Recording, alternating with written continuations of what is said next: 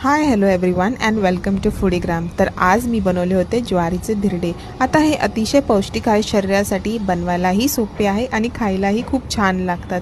तर मी माझी रेसिपी तुमच्याशी शेअर केलेली आहे। तुम्हाला जर आवडली तर तुम्ही नक्की ट्राय करा। इथे मी एका पातेल्यामध्ये 2 पेले ज्वारीचे पीठ घेतले आहे, त्यामध्ये अर्धा पेला रवा घातलेला आहे। आता तुम्हाला हवं असेल तर तुम्ही दही सुद्धा घालू शकता, पण मी इथे दही घातलेलं नाहीये। चवीनुसार आपल्याला मीठ घालायचे आहे आणि हे सगळे मिश्रण चांगले एकत्रित करायचे आहे। त्यानंतर त्यात थोडेसे पाणी घालून परत हे मिश्रण चांगले एकत्रित करून 10 ते 15 मिनिटं भिजत ठेवायचे आहे। त्यानंतर एका बाजूला आपल्याला कढई घ्यायची आहे, त्याच्यामध्ये थोडेसे तेल घालायचे आहे। आता तेल हे चांगले आपल्याला तापू द्यायचे आहे। त्याच्यानंतर त्याच्यामध्ये थोडीशी मोहरी, थोडेसे जिरे, नंतर एक कांदा, एक टोमॅटो, थोडीशी मिरची आणि थोडीशी कोथिंबीर हे सगळं छान बारीक करून आपल्याला तेलात परतून घ्यायचे आहे। आता माझ्याकडे व्हेजिटेबल चॉपर असल्यामुळे हे सगळे मी एकत्रित बारीक व्हेजिटेबल चॉपरमध्ये चॉप करून घेतलेले आहे।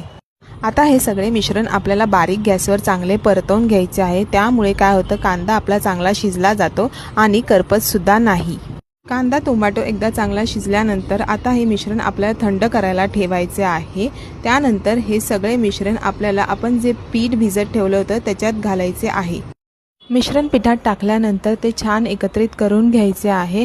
त्यानंतर पीठ छान ढवळून घ्यायचे आहे। त्याच्यानंतर त्याच्यामध्ये आपल्याला लागता पाणी घालायचे आहे। अगदी पिठाची बारीक कन्सिस्टन्सी होईपर्यंत पीठ छान ढवळून घ्यायचे आहे।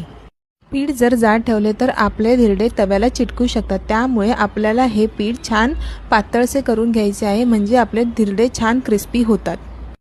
व्हिडिओमध्ये मी दाखवले आहे अगदी तसेच पातळसे पीठ आपल्याला करून घ्यायचे आहे, त्यामुळे आपले धिरडे चिटकणार सुद्धा नाही आणि अगदी छान क्रिस्पी होतील। त्यानंतर एका बाजूला आपल्याला गॅसवर तवा ठेवायचा आहे। तव्याला छान तेल लावून घ्यायचे आहे सगळीकडून, म्हणजे आपले धिरडे चिटकणार नाही आणि छान कुरकुरीत असे होतील। त्यानंतर त्याच्यावर छान धिरडे टाकून घ्यायचे आहे। मंद गॅसवर हे धिरडे छान शिजू द्यायचे आहे। एका बाजूने छान क्रिस्पी होऊ द्यायचे आहे। एका बाजूने छान क्रिस्पी झाल्यानंतर त्यानंतर ते पलटून आपल्याला दुसऱ्या बाजूने सुद्धा धिरडे छान क्रिस्पी करून घ्यायचे आहे। आता मला हे धिरडे असेच खायला खूप आवडतात, कारण ते असेच खायला टेस्टला खूप छान लागतात। पण जर तुम्हाला हवं असेल तर तुम्ही टोमॅटो केचप बरोबर सुद्धा खाऊ शकता, हिरव्या पुदिन्याच्या चटणी बरोबर सुद्धा खाऊ शकता किंवा खोबऱ्याच्या चटणी बरोबर सुद्धा खाऊ शकता। तुम्हाला जर व्हिडिओ आवडला असेल तर नक्की लाईक करा आणि रेसिपी नक्की ट्राय करा। Thank you for watching my video.